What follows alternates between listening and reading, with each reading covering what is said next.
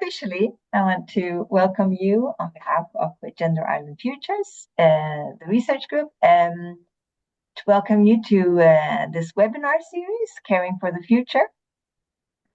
Today, we have the honor of having Professor Stine Adrian as our guest, and I will introduce her in a short while. But first, I would like to inform you on the structure of the webinar, and let you in on this catalyst for these bi-monthly online seminars.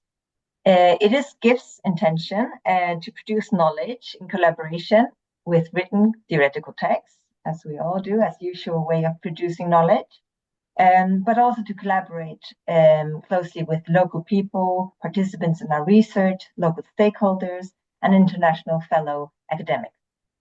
We find it important and enriching to bring early empirical knowledge, thoughts, and wanderings into life with other scholars that think in the same lines or perhaps challenge these lines. In other words, we wish to create a research network, an academic kin, if you will. While GIF is especially interested in motherhood and change through intergenerational relations, everyday life, and imagination, there are some overall themes that many of us share, even though it is not specifically motherhood or generation. We wish to endorse a space where we can discuss overall shared themes of caring for the future from various focal points, and hope that you will embark on this journey with us. And the next, I want to introduce the next Caring for the Future webinar is on the 26th of June, where Nicole Tuolaga will join us as our guest, and who will talk about birth as a contested space. And the outline of the webinar is that we will have Stine, who will talk for 30 minutes, about 30 minutes presentation about, and then we have 30 minutes open floor discussions, questions, sharing. Yes, and now to presenting our guest, which I also have the privilege to do. Stine is a professor in sociology of health, welfare, qualitative methods at the Department of Social Sciences at the Arctic University of Norway in Tromsø. She's trained within feminist STS and cultural analysis, and has concentrated her research within questions dealing with reproductive technology, technologies of death and dying at the beginning of life, gender, intersectionality, feminist materialism, and the entanglement of technologies and ethics, ethnographic and qualitative methods. And on a side note, she's a great inspiration to my own work and approach in general to academia. So I'm delighted to welcome you to this 8th webinar, where we will dive more into life after death, loss from a feminist perspective of rethinking technological practices of remaking death at the beginning of life. And without further ado, the floor is yours, Stine. Thank you. And I will start sharing my slides. So, yeah.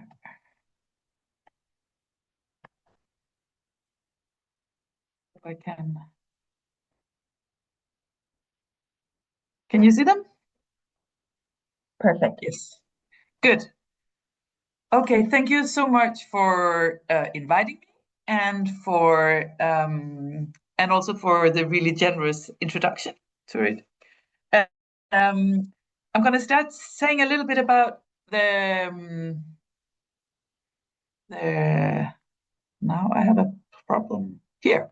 Okay, I'm going to say a little bit about the project that this presentation comes out of.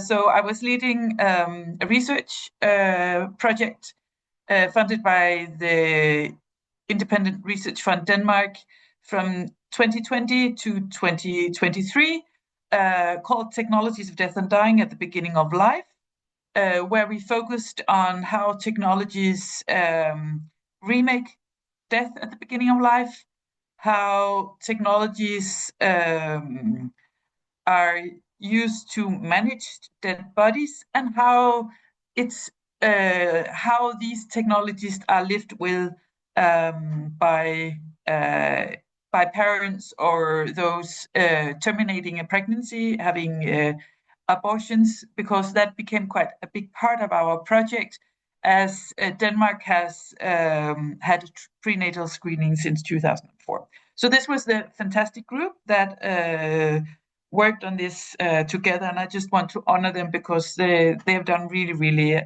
great work on this. I also want to say that this project was inspired by my own experiences of losing a child after having studied reproductive technologies in my PhD. I want to just, some people get very surprised because this presentation is not super autoethnographic, but it does draw on that experience. When I draw on my own experience, it's because I look at it in the same way as if I had done an interview. So don't feel bad about it. Of course, it's a terrible thing that happened to me, but it's not more terrible to me than it was to my other informants. So don't be shy asking questions about this. Also, how you can work with this methodologically and so on. Okay, so this is going to be storytelling. So I'm going to read my paper. I became pregnant with my firstborn child, Clemens, in 2007, only 3 years after the introduction of a nationwide prenatal diagnostic offer for all pregnant women in Denmark. From the program's inauguration, almost all pregnant women accepted the offer. I was one of the few pregnant women in Denmark who declined the sonography offer in week 19. My son fell ill when he was 22 days old and was diagnosed with severe congenital heart defect. He died only hours after the diagnosis. The surgeons determined that surgery would be futile in his case.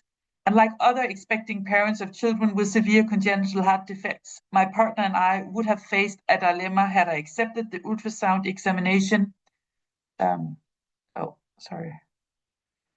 Either to terminate the pregnancy, give birth at term and have the infant undergo surgery shortly after birth, or proceed with the pregnancy and let the infant die of natural causes.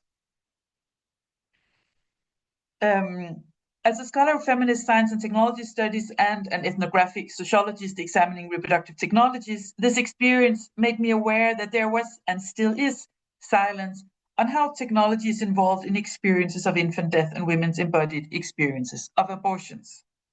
Over the years, reproductive studies have focused on how technologies enable reproductive selection in relation to prenatal screening, but also in other areas, but particularly prenatal screening has been a great focus for this. However, these studies have not followed up on relations to how the technologies of death and dying at the beginning of life are experienced afterwards by parents or expecting parents.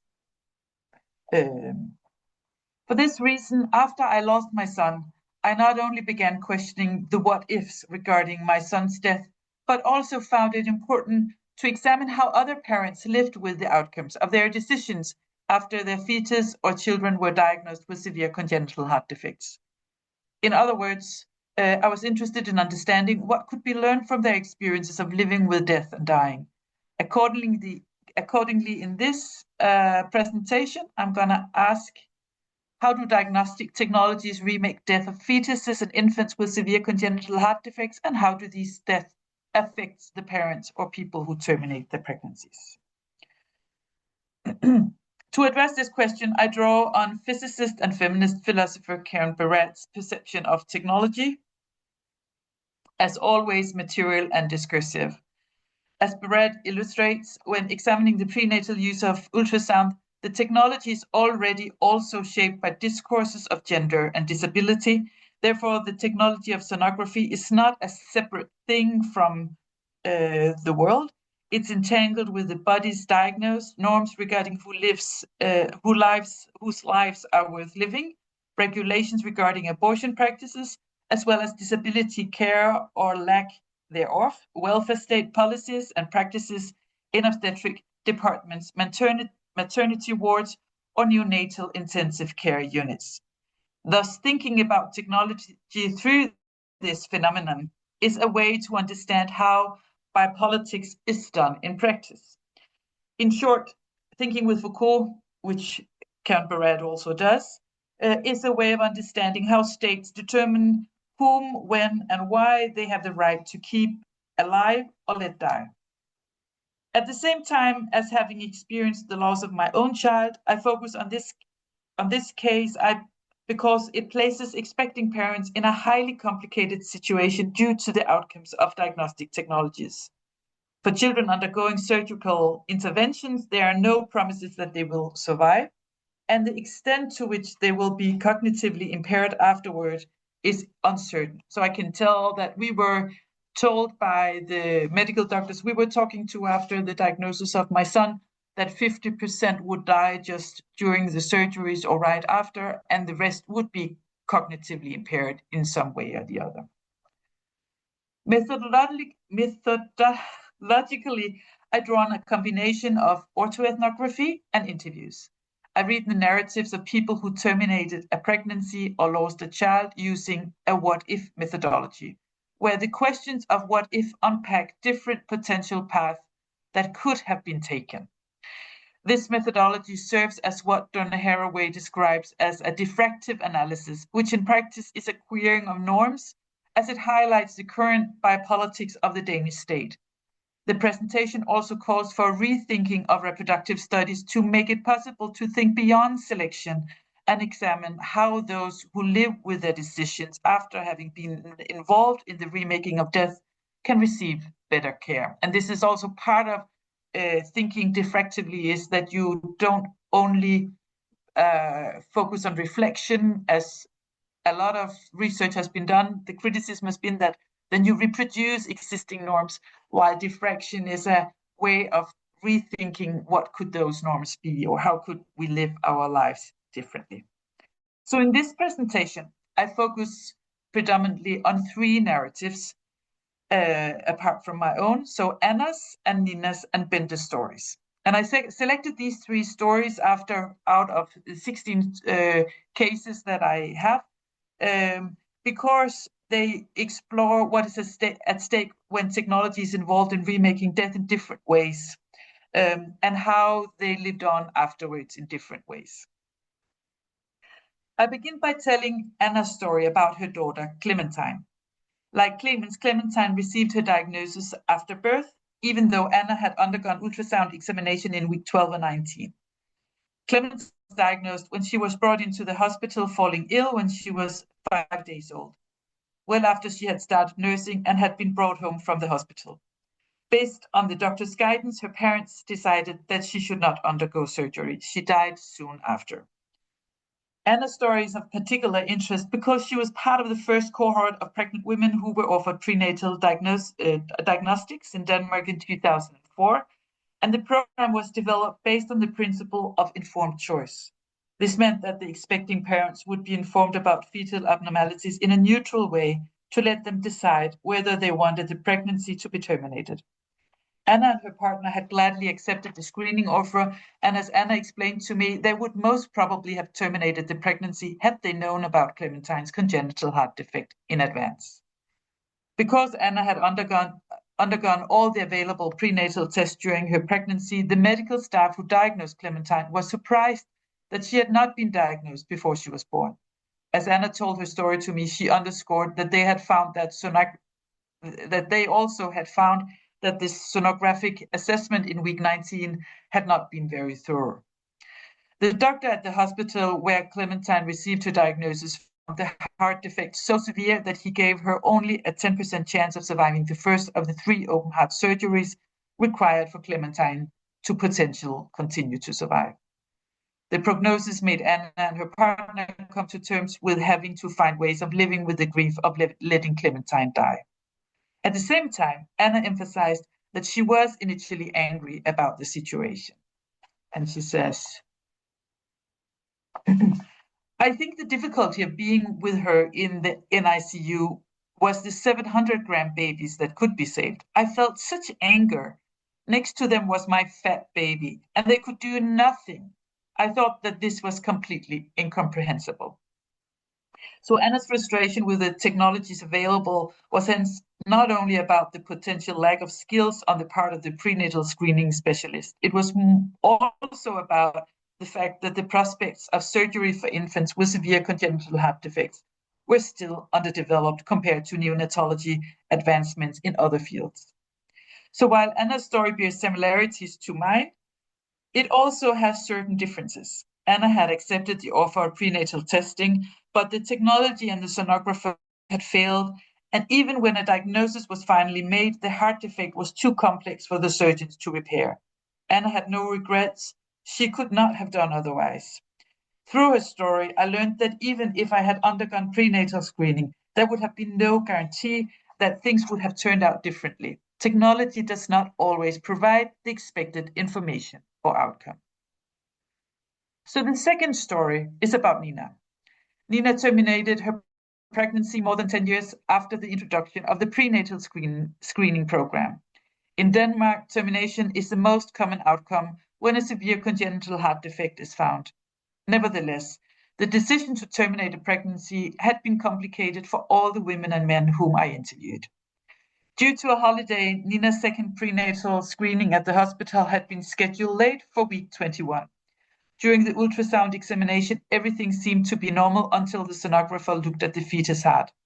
A severe congenital heart defect was confirmed when Nina and her partner were referred to a pediatric cardiologist the following day.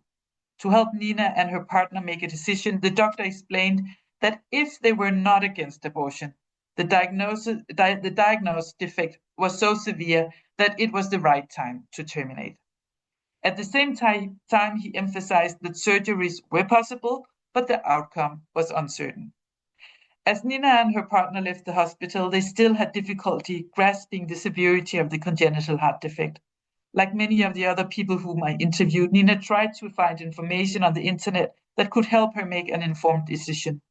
To her surprise, this turned out to be difficult, and the situation posed many questions that she needed to address to make a decision with her partner.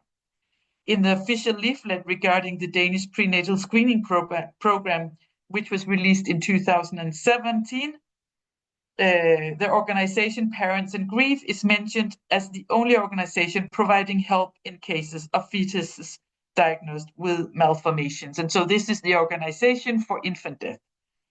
However, as Nina and her partner had yet to decide whether they wanted to end the pregnancy and whether they perceived what was gestating in her womb as a fetus or a child, they distanced themselves from already being positioned as parents of a dead child.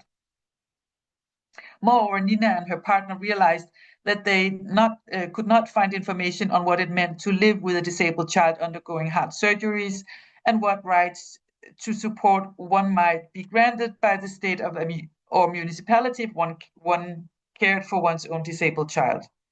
They also lacked information on what a second trimester abortion entailed.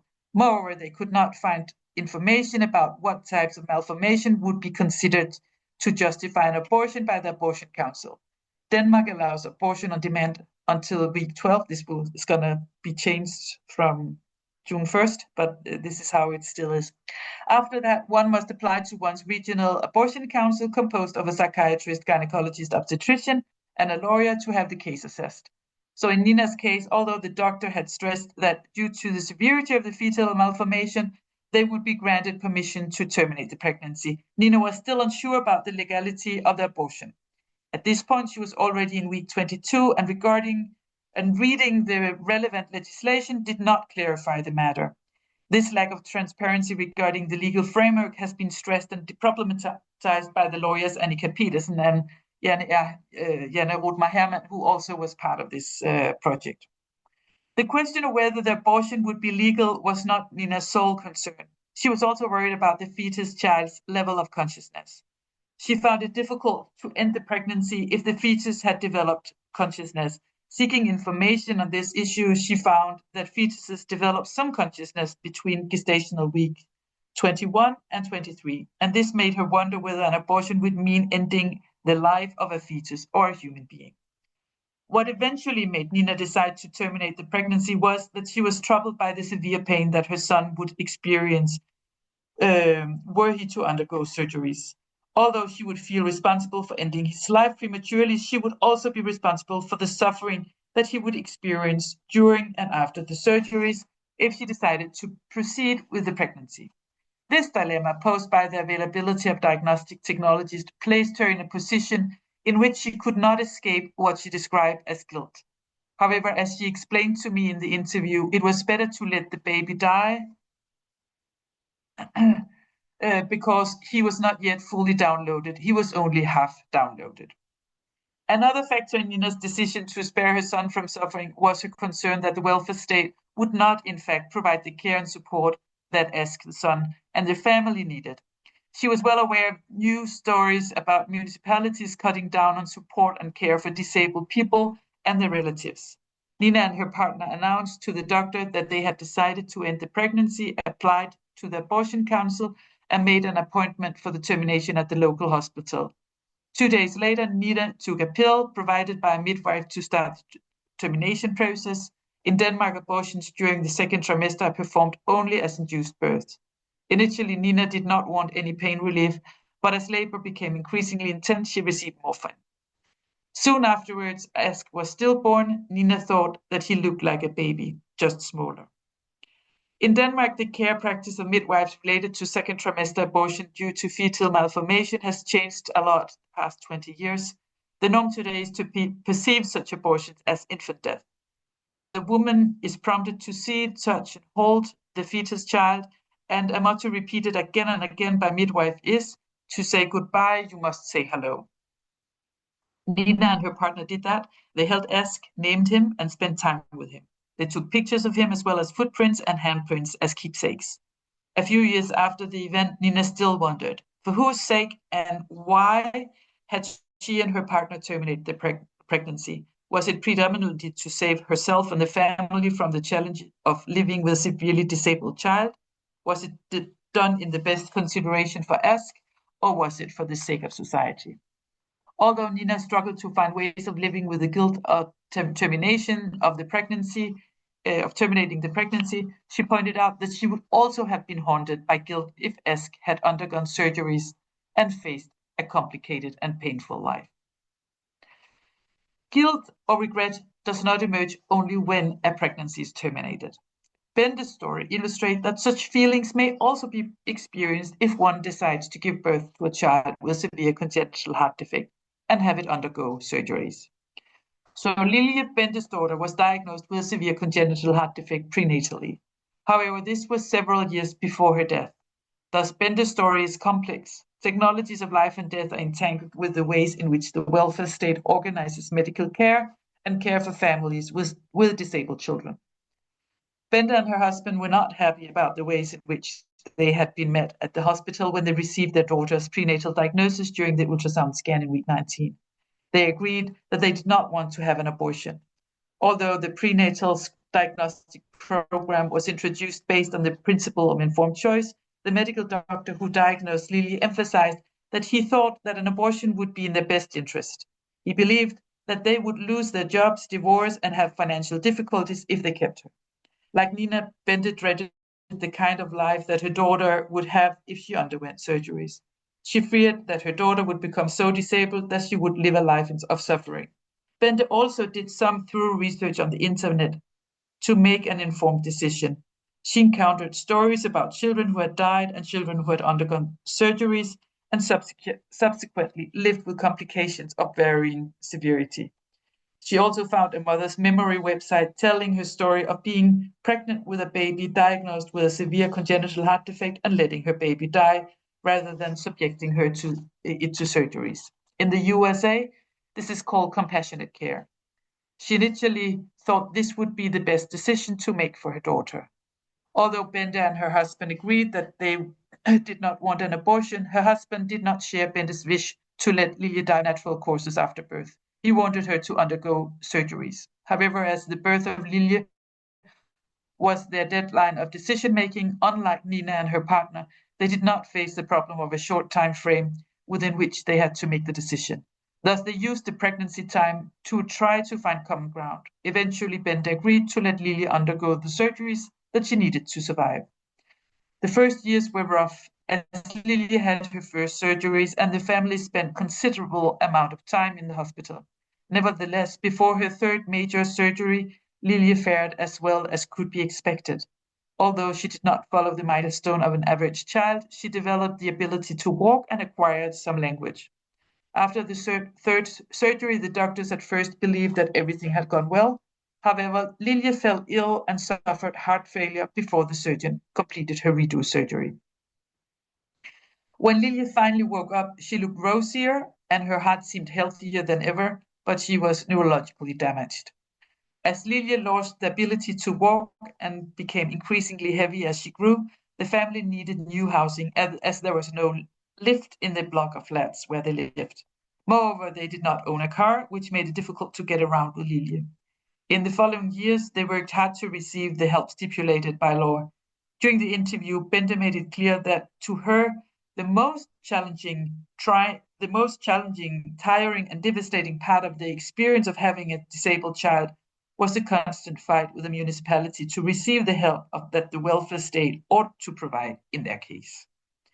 This experience is not unique to Bente and her husband, as underscored in a report issued by the National Audit Agency of Denmark, which provides detailed information on how municipalities regularly violate the law by denying citizens the help that they need. After the family finally found appropriate housing, Lilje fell ill and was readmitted to the hospital. She died shortly thereafter. In the following years, Bente had to find ways to go on with her life. This was not easy, as she had been the one taking care of Lilje at home for several years. Like Anna and Nina, Bente openly talked about her intense grief. At the same time, she also reflected on whether it was the right decision to keep Lilje alive by subjecting her to surgeries.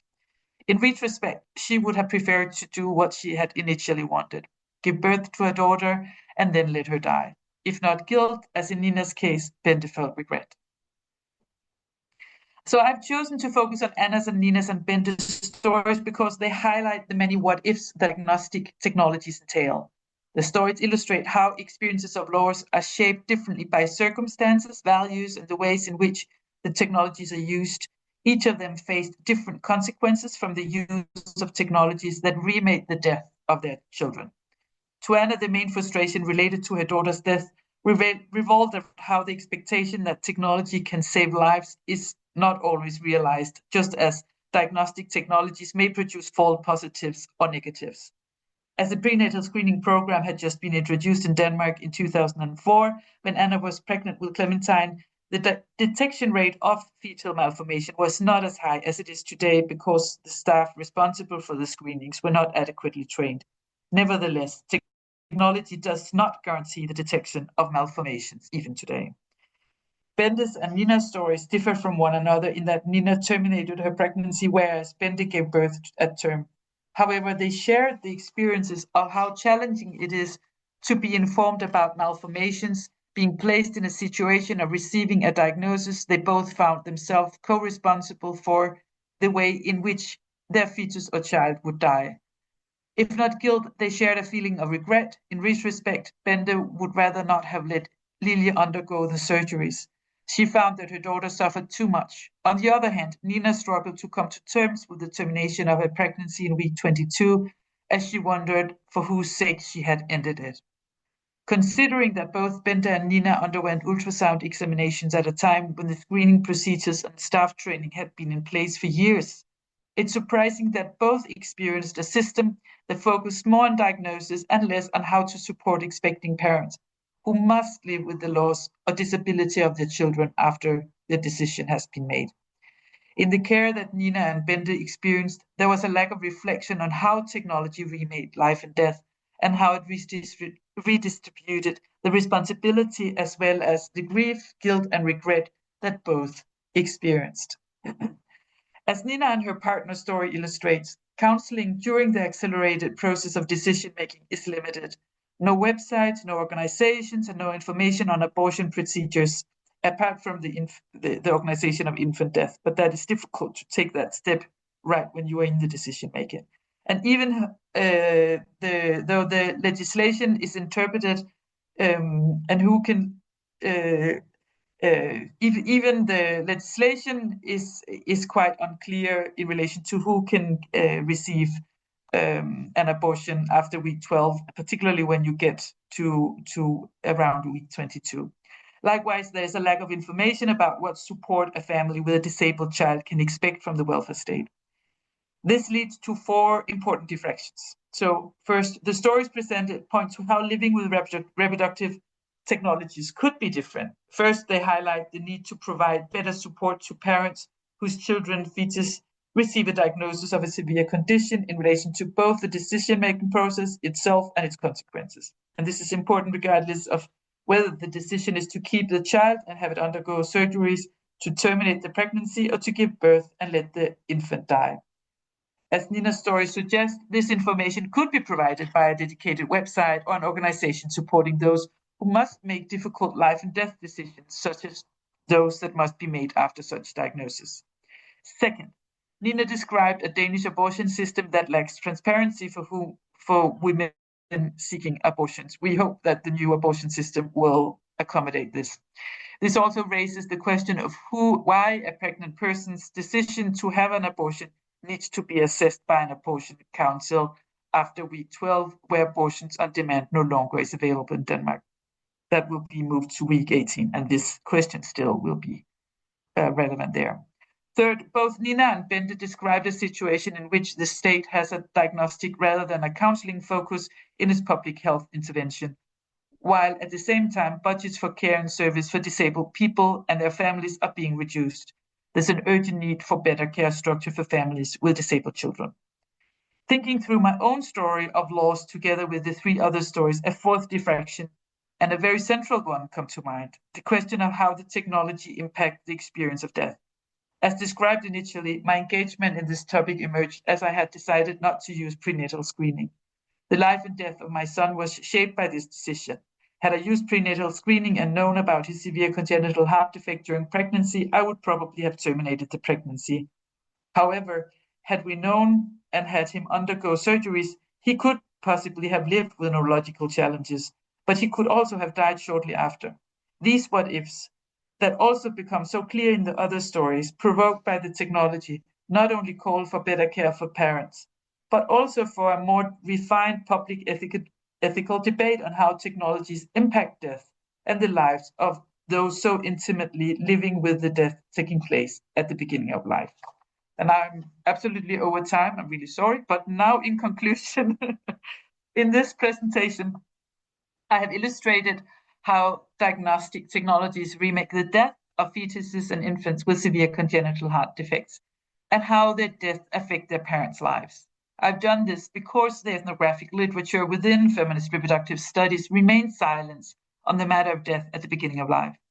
Moreover, to provide an understanding of what is at stake, I have approached the matter through an empirically based feminist ethic lens to gain insights to how technology could be used otherwise and how children with severe congenital heart defects or other malformations and their parents can receive better care.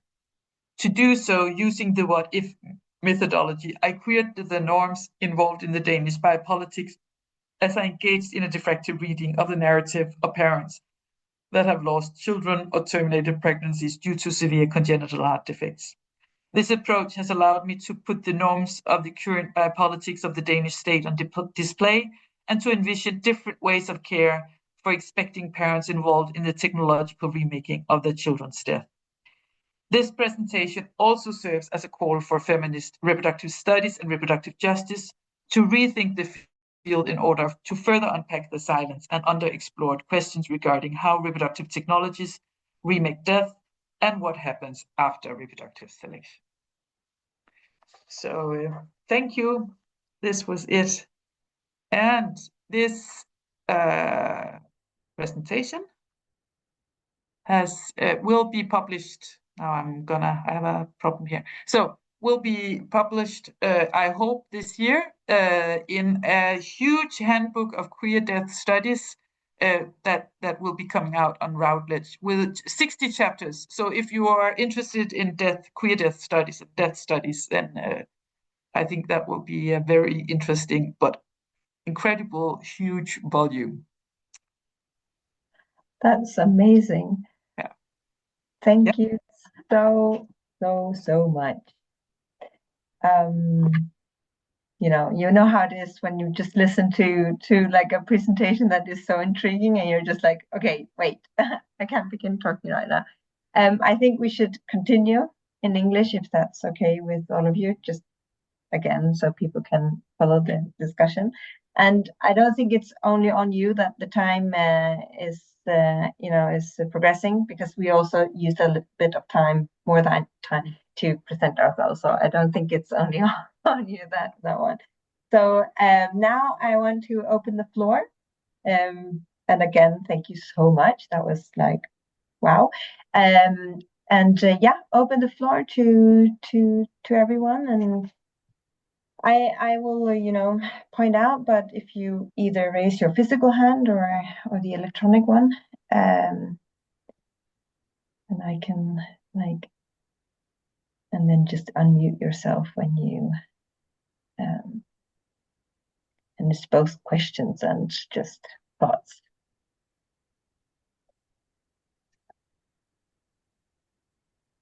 And I also, if I didn't see any hand right now, so I also want to take this moment to start off.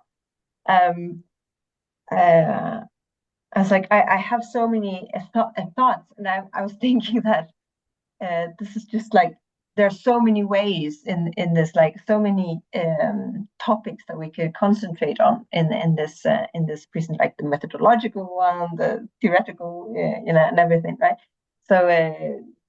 But just to start out, I was thinking about these responsibilities also, like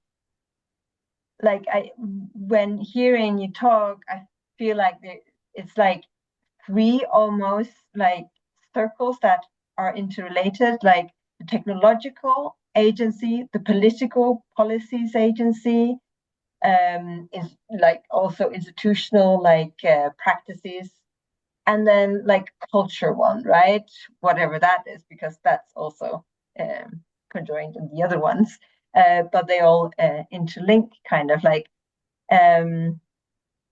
And thinking of these, how these together create or produce like welfare citizens, right? It just comes so clearly out in your case, which is just very intriguing. I came to think of today, I was teaching a course, and I was talking to a friend afterwards, who was also experiencing some like pregnancy complications right now, and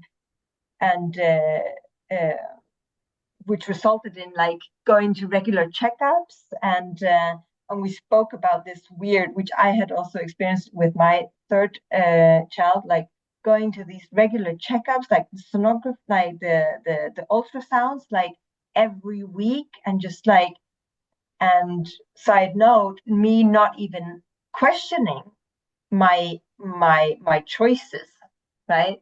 Talking about these, which also talks into this Cartesian, like our choices and stuff, right? But still having this like, oh no, they are the authoritative knowledge, I will just do whatever they tell me to do, and not perceiving screening as an option of a rational human being, like kind of thing, but more of like, this is the right, you're supposed to do this kind of thing, right? Um, uh, and like, so this controversy in being privileged, like many people see it as like, oh, I'm so lucky to be in this country of like all of this knowledge it gives me. But on the contrary, of this position of all of a sudden having like an authoritative position of medical knowledge, and making these quite severe and life or death decisions. And just in the contrast, I know I'm babbling, but living in this like maybe catastrophic, maybe fine, like in some cases, like in that it was in my own case, like we can see this, and sometimes it means catastrophic, blah blah blah, and sometimes it's nothing, and that's like, okay, that I have to choose between, like how to act. It creates this like weird duplicity of like hyper knowing and hyper not knowing, which also makes me think of like how this like almost public insight to medical knowledges via these technologies and screening possibilities and stuff redistributes this, like you say, these responsibilities and disturbs authoritative knowledge, right? Yeah, yeah. Sorry, babbling. That was not basically a question, but just like endorse like your presentation and your article just points that out like really clearly, and is like, yeah, fantastic. Yeah. Stine, I don't know if you want to, and afterwards it's Mette. Yeah, I can just shortly, but that is it is it, and you can say so now you're talking about blurry cases, and I have in my project I it's not blurry cases, but I have Yeah. but they are very very interesting because they show the same type of uh, issues, but also you don't know if you're actually terminating a pregnancy where the fetus is fine or but it's unclear, right? And there are quite a few of those, and they were in Laura's material too. But I chose to look at the congenital heart defects because they are so severe, Yeah. and the technology is not advanced enough. So you have all these.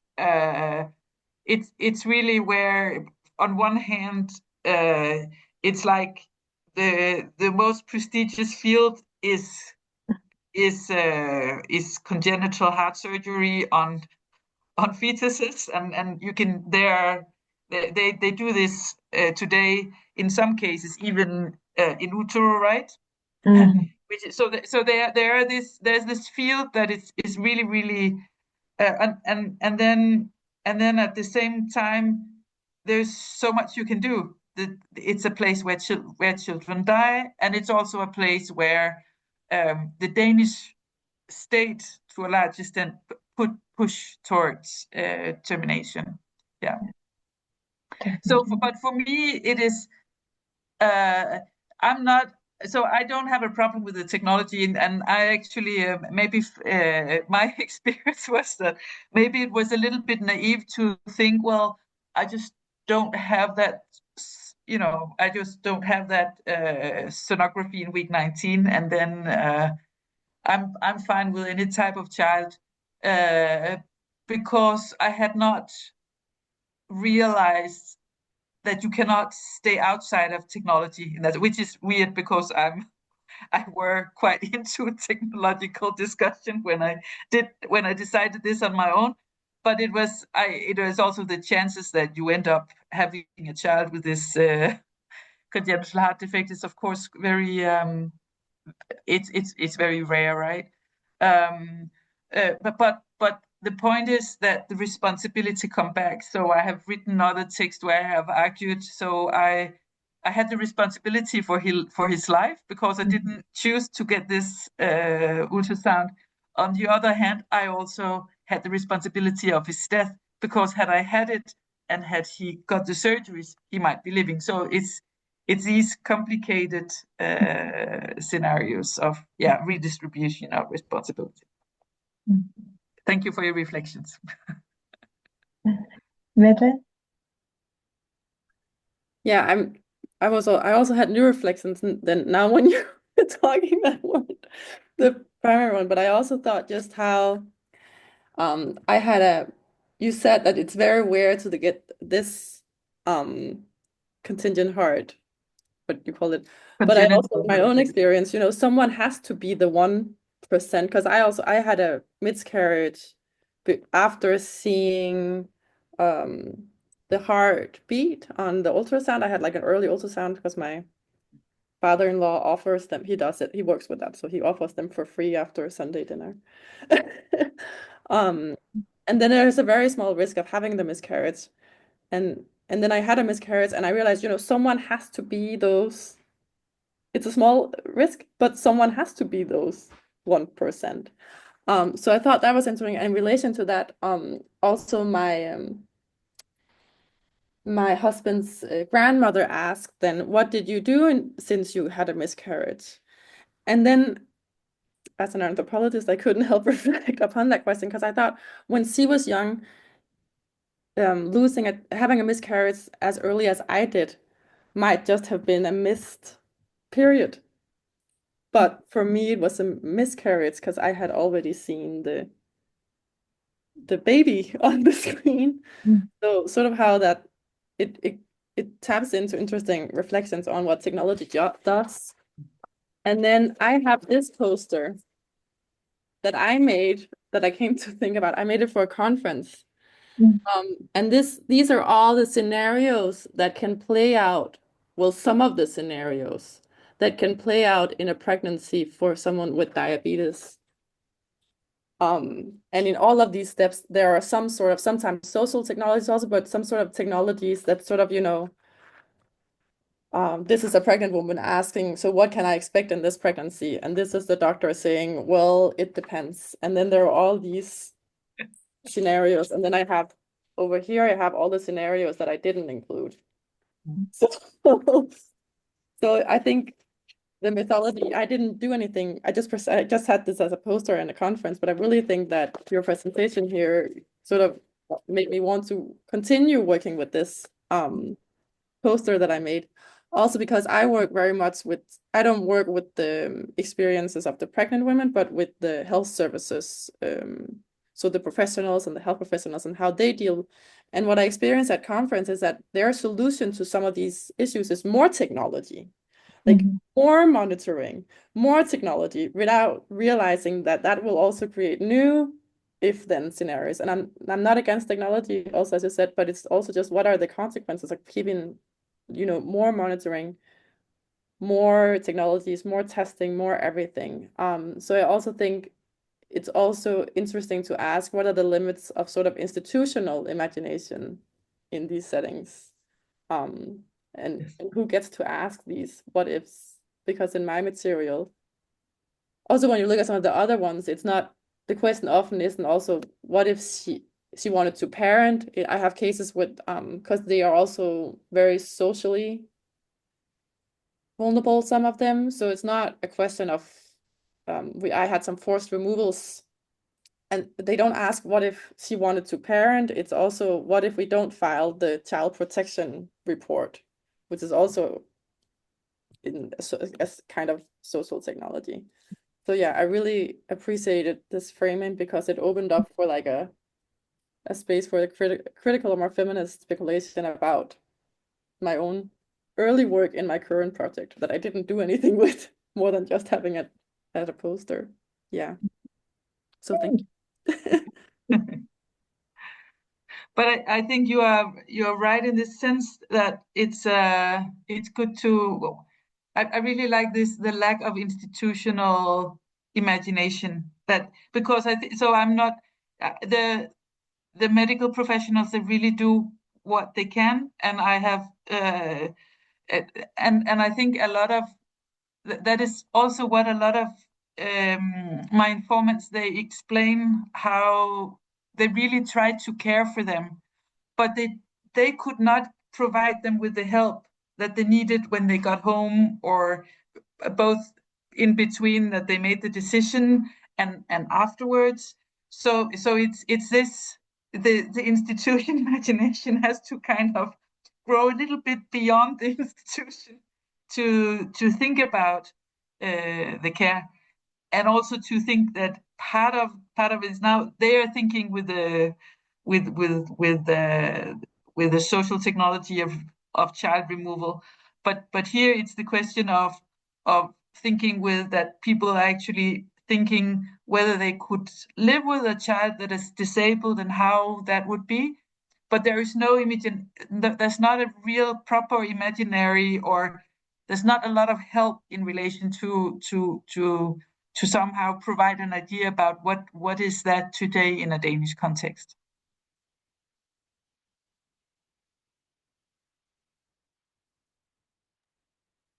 Yeah, thank you so much, both of you. That was,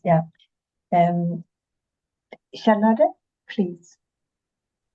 Yes, thank you. And thank you for sharing these stories. It's very moving to hear these beautiful stories that you've collected.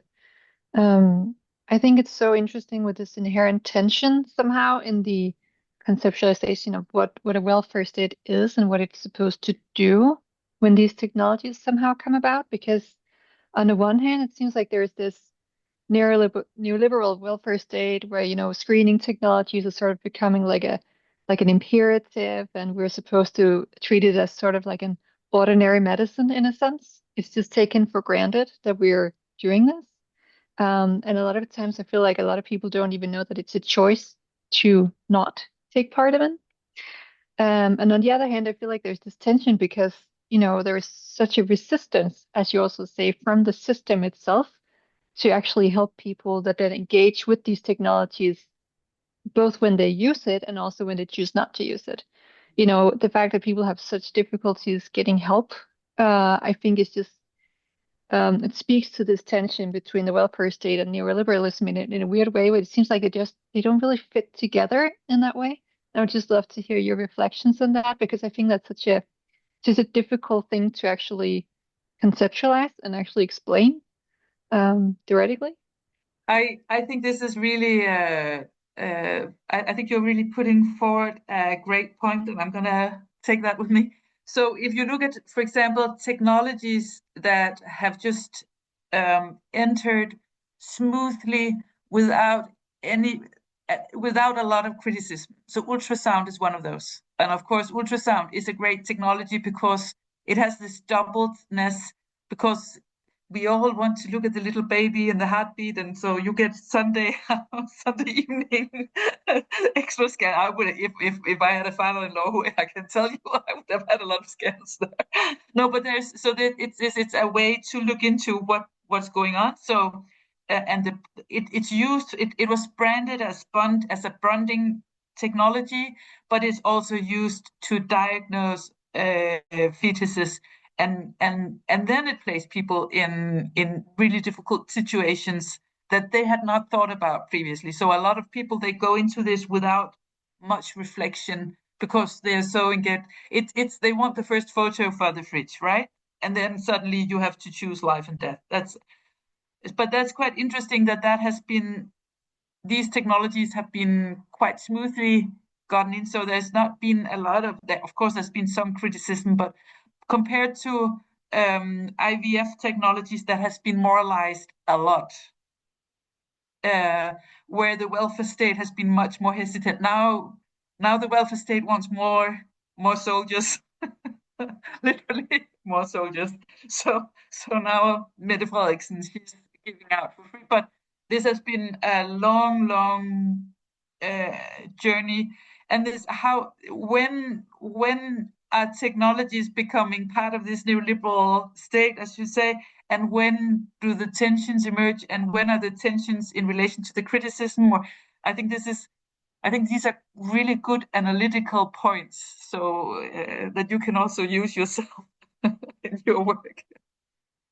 So thank you, Charlotte, for pointing this out.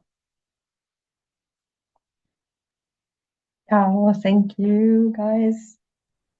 Yeah, Mette, please I do. can say, and this is just like personal experience, but actually it was my father-in-law who I had the first scan and then I had some bleeding and then he scanned me again because then he got worried that something was wrong and then he was the one who found out that I had a miscarriage and he said that actually changed and he's retired now, so this was very late in his sort of work as a professor in obstetrics, and that experiencing it, having to say it to me, and it was his own grandchild, actually changed the way that he saw it. And then he had a few years left. But I also thought that was like an interesting experience that then it wasn't just a patient or another. And I'm not saying that it was all his patients are just patients for him, but now working in health services, you also sometimes have to have a distance in order to be able to be there to work with children who are dying, because like that would be the worst. Mm-hmm. The worst, like old people dying, like, or sick, I don't know. Yeah. I can't imagine what it takes to work in that as a health professional also.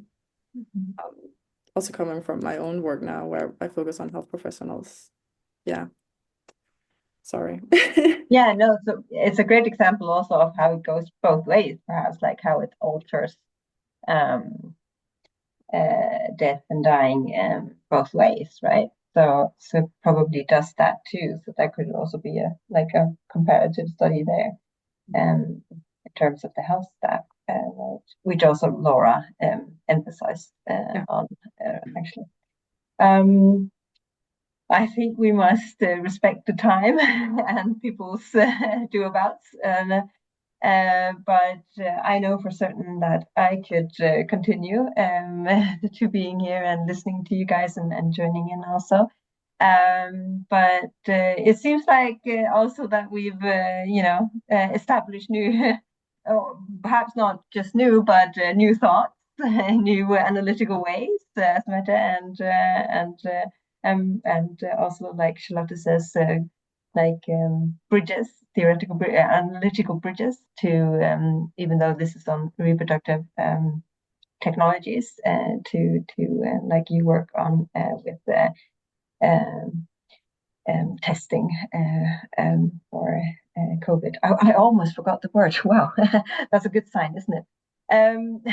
So I want to thank you, everyone, and especially you, Stine, but really actually also everyone for joining in on a great talk discussion. And yeah, hopefully the talk will most likely continue. Thank you so much, everyone.